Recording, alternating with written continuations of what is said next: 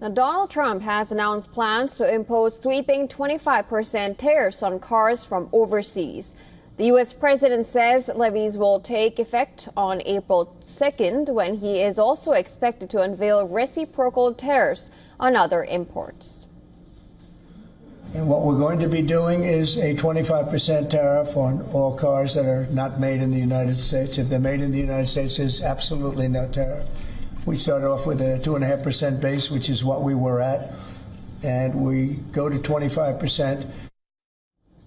Now, regarding the coming April 2nd announcement, Trump indicated the measures may not be like-for-like levies he has been pledging to impose. We're going to make it all countries, and we're going to make it very lenient. I think people are going to be very surprised. It'll be, in many cases, less than the tariff that they've been charging us for decades. Experts warn that these tariffs could drive costs of cars higher for consumers.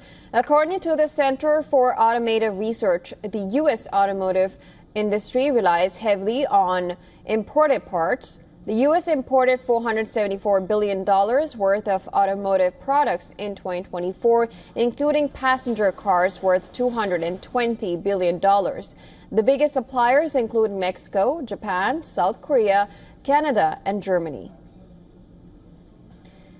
Now, Canadian Prime Minister Mark Carney said that the new tariffs are a direct attack on his country and that the trade war is hurting Americans. Carney announced support for all-in-Canada auto manufacturing.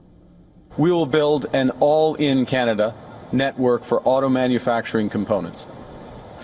Because on average, an auto part crosses that border, often through that bridge, over that bridge, 6 times before final assembly.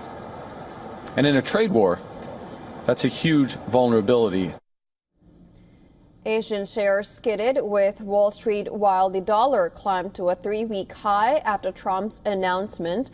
Japan's Nikkei fell 1.2%, while South Korea's Kospi dropped 0.9%. Shares in Japan's biggest car companies fell, with world's top-selling automaker Toyota dropping 3.7%, Nissan shed 3.2%, and Honda fell as much as 3.1%.